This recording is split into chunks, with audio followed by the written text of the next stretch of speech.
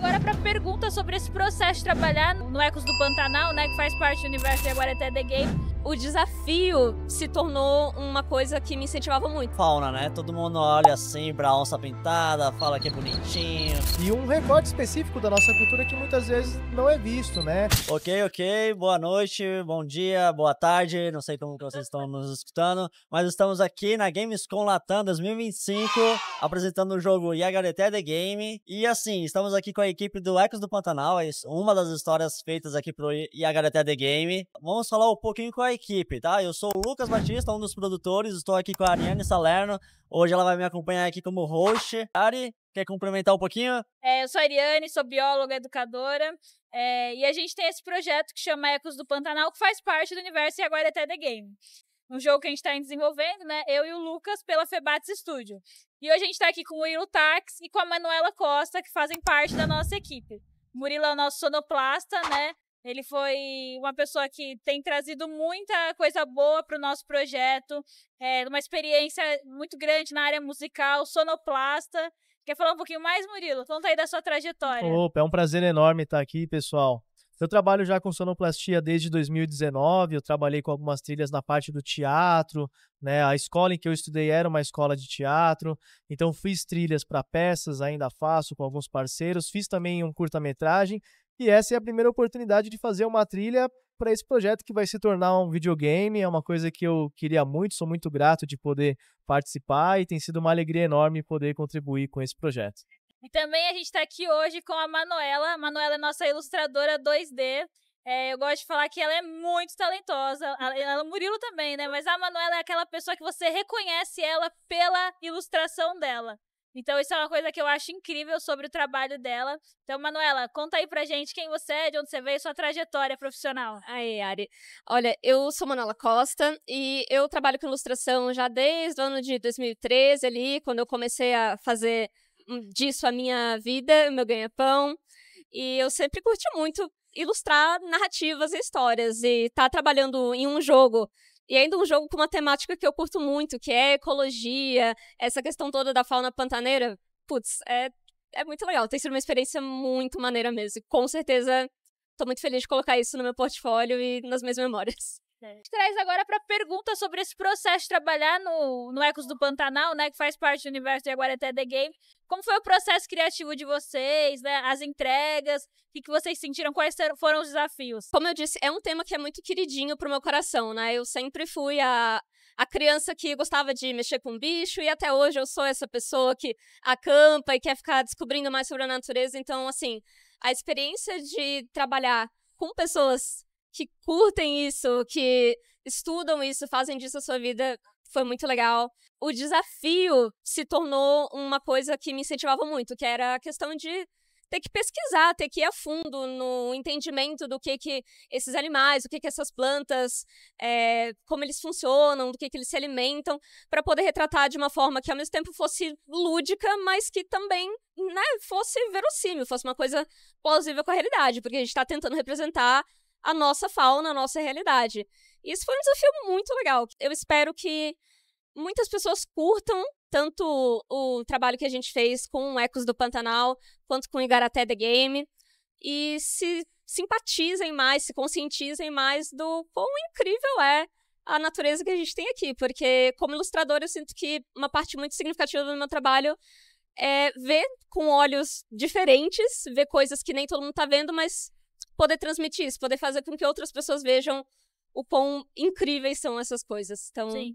O Ecos do Pantanal, né, para quem não sabe, ele é um projeto que a gente desenvolveu com recurso da Lei Paulo Gustavo, né, então no município de Praia Grande, então tem sido uma possibilidade de a gente trazer esses artistas, talentos, né, para a nossa equipe. A Manuela fez a cartilha ilustrativa, por isso que a gente tem uma micrometragem, tem uma artista 2D justamente para essa cartilha. Mostra aí pra câmera, que a gente já tem. Ela fala um pouquinho do Pantanal, né, do nosso projeto, da biodiversidade, fala das ameaças, foi bem legal. E essa cartilha a gente teve a ideia depois de fazer o quê, Manuela? Bom, a gente teve a ideia de pegar os animais do Pantanal e fazer uma cartelinha de adesivos com essa Fauna Ficou Pantaneira. muito legal. Que eu tô apaixonada já, vou sair colando em tudo que é caderno, em tudo que é agenda. E é muito legal ver como as pessoas vêm aqui no evento, vão ali na nossa mesa de artistas e ficam animadas e gostam desses adesivinhos com esses animais que são exatamente isso que a gente tá, né, querendo representar e querendo conscientizar e defender. E as pessoas simpatizam com esses animais, contanto que elas tenham uma chance, um contato inicial. E a parte visual ajuda muito nisso e Sim. eu sou muito feliz de estar fazendo parte disso. Uma coisa que é bem legal mencionar também, a Ariane sempre fala isso, que é uma questão sobre a fauna, né? Todo mundo olha assim pra onça pintada, fala que é bonitinho. Só que tem outros animais também, principalmente no Pantanal, que é o cenário que a gente tá retratando aqui. Por exemplo, tem o sapo, a cobra, né? E aí é legal a gente retratar esses animais também, que aí mostra que a riqueza de coisas que tem ali da fauna, da flora que tem lá no Pantanal, né? Poderia falar um pouco sobre como que é retratar esses outros animais? O legal, além de pesquisar sobre como são esses animais, né, como que a gente vai representar, é ter em mente também esse aspecto de que algumas pessoas vão ter uma resistência a alguns tipos de animais. É que nem você falou. A onça é um animal bonito, imponente, né? Frequentemente utilizado, assim, pra simbolizar o Brasil, pra representar a floresta amazônica. Tá na nota, né, de R$50. Exato. Todo mundo quer uma onça. Todo mundo quer uma oncinha. Mas tem outros animais que muitas vezes são menosprezados, que as pessoas não gostam, não têm muito medo, né? Às vezes tem até histórias que são preconceitos. As pessoas às vezes acham que determinados animais são perigosos, quando na verdade eles são inofensivos. É só um animal que de repente tem uma aparência meio esdrúxula ou que as pessoas não têm tanto contato. Então é legal, além de fazer a pesquisa sobre como esses animais se parecem, levar em consideração que alguns desses animais precisam meio que de uma ajudinha para parecer mais carismáticos mesmo, para entrar no coração e ganhar um pouco as pessoas para vencer essas barreiras, né? Por exemplo, os anfíbios ou as cobras, que muita gente tem medo, mas são animais da nossa fauna, e são animais bonitos, são animais com suas características, né? Então, é legal poder representar eles para trazer um pouco mais de popularidade. Essa parte da representação eu acho que é muito legal. A principal arma que a gente tem aqui na arte, que é justamente esse poder que vocês dão ao desenhar, e até mesmo na parte de criar os sons, seja os efeitos sonoros, ou a trilha sonora. Parece que assim no 2D e no 3D é muito claro a gente conseguir ver a representatividade, mas no som às vezes também não fica muito claro, né?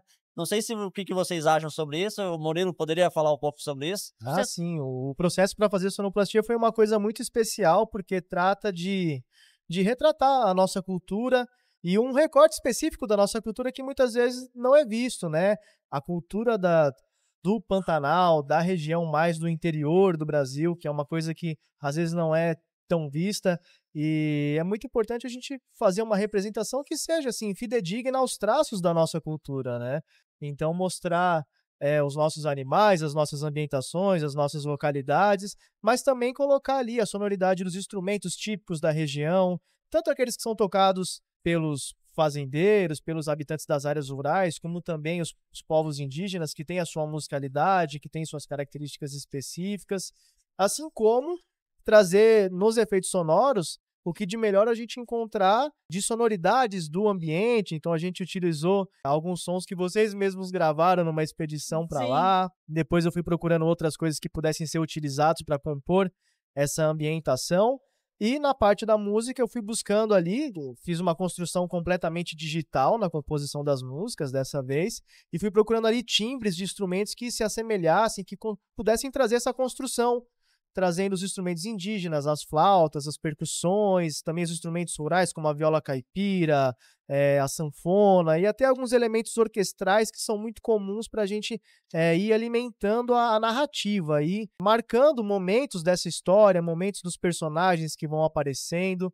Então, é um trabalho que está sendo muito especial de ser feito, e a ideia é a gente conseguir aprofundar isso mais e mais. Sim. No nosso YouTube vocês vão poder conferir, né, a micrometragem Ecos do Pantanal e vão conhecer a trilha sonora desenvolvida pelo Murilo. Então a gente tem 4 trilhas originais. São lindas, né? Então vale muito a pena. Obrigado. Quer falar alguma coisa do processo de criar essas trilhas?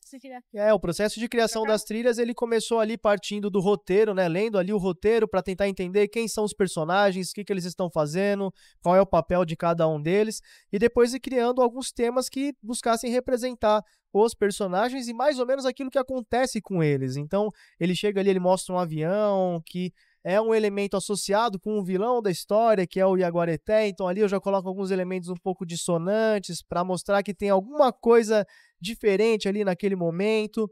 E no começo, em que aparece ali a imagem sobrevoando o Pantanal, mostrando vários elementos, eu trago uma mistura de alguns elementos. Então eu trago ali umas percussões, trago uma flauta ali associando aos indígenas, mas também vem uma cama com a viola caipira, depois vem uma cama com a sanfona, depois vem ali um grupo ali de cordas dando um preenchimento, depois tem a cena em que aparece o sábio, e aí eu busco ali, coloco também alguns samples ali de vozes para dar também um preenchimento, trazer essa coisa um pouco ritualística, que é o momento que ele vai lá e dá uma cuia com água para onça beber e tudo mais. Depois tem um momento que aparece o Yaguareté na sala dele de operações, então ali eu coloquei uma trilha mais eletrônica, trazendo umas coisas mais dissonantes.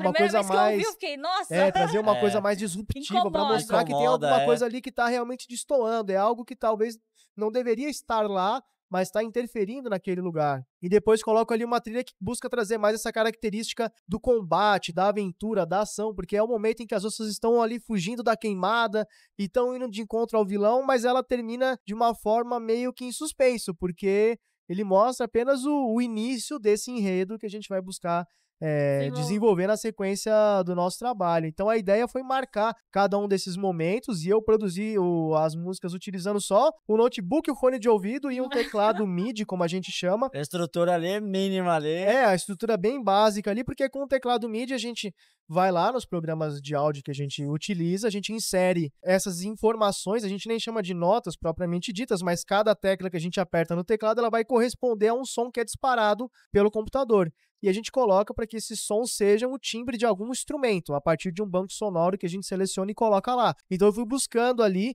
esses bancos sonoros, que a gente chama de VSTs, instrumentos virtuais, e que tivessem os timbres dos instrumentos que eu queria para compor o arranjo ali. Bem legal. E foi toda uma correria para encontrar coisas ali que ficassem legais. E também a gente tem a opção de ir num estúdio e gravar com os instrumentos reais. É uma outra opção, né? E ao longo do tempo eu fiz música de diferentes maneiras, né? Tanto gravando em estúdio, como fazendo com os instrumentos virtuais, até tocando ao vivo.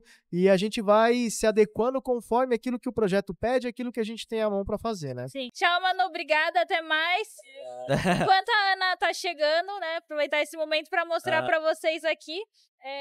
Essas artes aqui são espécies de funcos, né? Foram feitas por um artista super talentoso da Baixada Santista, @teukiwi, Matheus. E a gente sempre tem esse propósito de inovação, eu e o Lucas, né? A gente dá trabalho pros outros pedindo em forma de desafio. Ele mostra os deles e fala assim, mas você já fez uma onça numa árvore? Nunca fiz, tá? A primeira onça na árvore é a nossa. Aí ele já descobre que fica legal, o pessoal curtiu bastante, a gente tá deixando ele exposto pra falar um pouquinho do Pantanal. Esse é o Tuiuiu.